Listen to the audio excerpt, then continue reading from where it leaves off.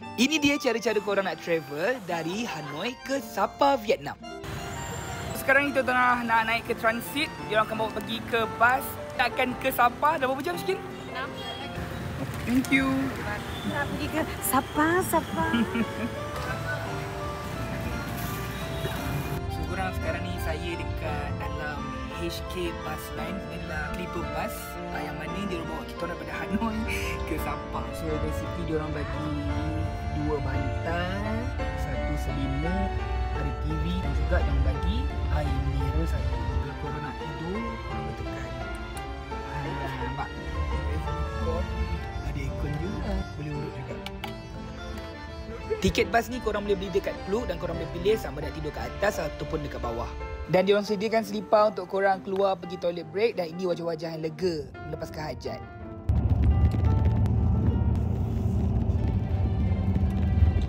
Selepas 6 jam perjalanan, kita orang sampai ke Sapa Center, drop off point diorang dan kita orang ambil taksi dan di charge 300,000 daripada sini ke Airbnb kita orang.